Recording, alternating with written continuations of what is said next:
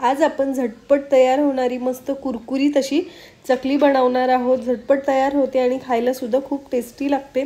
तर त्याच्यासाठी मी इथे एक भांडं घेतलेलं आहे, त्याच्यावर एक आपल्याला चाळणी ठेवायची आहे आणि इथे आपण 2 कप तांदळाचं पीठ घेतलेलं आहे। हे आपल्याला चाळून घ्यायचं आहे। तांदळाचं पीठ तुम्ही रेडीमेड जरी आणलं तरीही चालेल किंवा घरी बनवलेलं असेल ते सुद्धा घेऊ शकता। याच्यामध्येच आपल्याला अर्धा कप बेसन पीठ घालायचं आहे। तुम्ही एखाद्या वाटीने मोजू शकता किंवा कपाने मोजू शकता।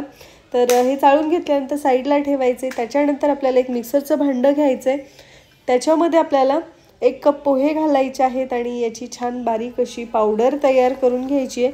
जे आपण पोहे बनवण्यासाठी जाड पोहे वापरतो तेच घेतलेले आहेत हे।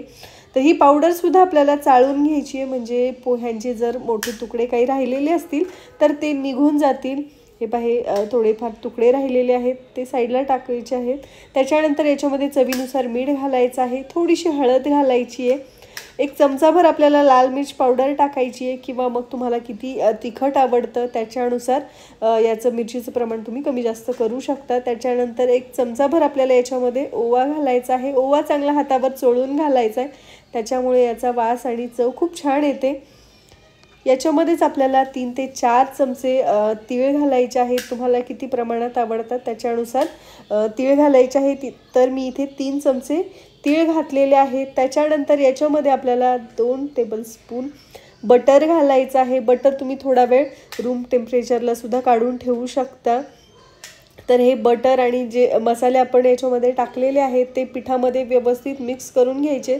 जे आपण याच्यामध्ये बटर घातलेलं आहे ते पूर्ण पिठाला व्यवस्थित चोळून घ्यायचे। जर रूम टेम्परेचरला थोडा वेळ बटर ठेवलं तर ते थोडंसं सॉफ्ट होतं, म्हणजे पिठाला आपल्याला चोळायला सुद्धा मदत होते। तर पूर्ण पिठाला मी बटर व्यवस्थित चोळून घेतलेलं आहे। त्याच्यानंतर याच्यामध्ये आपल्याला थोडं गरम पाणी घालायचं आहे आणि चमच्याच्या साहाय्याने मिक्स करून घ्यायचे। तांदळाचं पीठ जर जास्त दिवसांचं असेल तर त्याचा चिकटपणा आहे तो कमी होतो। तर याच्यासाठी आपल्याला याच्यामध्ये गरम पाण्याचाच वापर करायचा आहे। आपण रेडीमेड जर पीठ आणलं तर आपल्याला माहीत नसतं की ते किती दिवसापूर्वी बनवून ठेवलेलं आहे। त्याच्यासाठी याच्यामध्ये पूर्णपणे गरम पाण्याचाच वापर करायचा आहे। थोडं पाणी टाकून हे सुरुवातीला मिक्स करून घ्यायचं आहे आपल्याला, म्हणजे हाताला चटके बसणार नाही। त्याच्यानंतर याच्यावर आपल्याला एक झाकण ठेवून 5 मिनिटासाठी फक्त आपल्याला याला रेस्ट द्यायची आहे। तर 5 मिनिट झालेले आहेत बघा। त्याच्यानंतर हे परत व्यवस्थित मिक्स करून घ्यायचं आहे, हाताने चोळून घ्यायचं आहे। जर पाण्याची गरज वाटत असेल तर याच्यामध्ये परत थोडं गरम पाणी टाकून घट्टसर मळून घ्यायचं आहे। घट्ट असेल तरी पण मऊ ते असायला हवं, म्हणजे आपली चकली आहे ती मध्येच तुटत नाही। तर या पद्धतीने मी घट्टसर मळून घेतलेलं आहे। घट्ट असेल तर आपल्या चकलीला छान काटे येतात बघा। त्याच्यानंतर मी इथे सोऱ्या घेतलेला आहे, त्याला चकलीची प्लेट लावली आहे। सोऱ्याला आपल्याला थोडंसं तेल लावून घ्यायचं आहे। पिठाचा एक मोठा गोळा घ्यायचा आहे आणि आपल्याला सोऱ्यामध्ये या पद्धतीने घालून घ्यायचं आहे।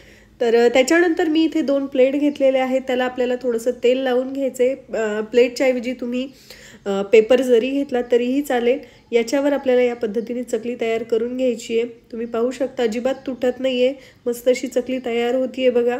तर तुम्हाला कोणत्या साईजच्या चकल्या हव्या आहेत त्याच्यानुसार तुम्ही चकली बनवू शकता, मोठ्या किंवा छोट्या साईजच्या तुम्ही या पद्धतीने बनवू शकता। तर याच पद्धतीने आपल्याला सगळ्या चकल्या आहेत त्या तयार करून घ्यायच्या आहेत आणि त्याचे साईडच्या कडा आहेत त्या दाबून घ्यायच्यात, म्हणजे चकली आपली तेलात सुटत नाही।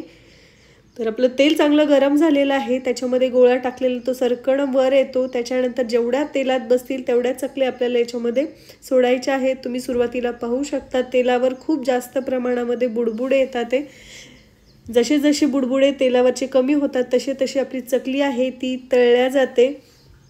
तर बुडबुडे कमी झाले की आपल्याला चकली काढून घ्यायची।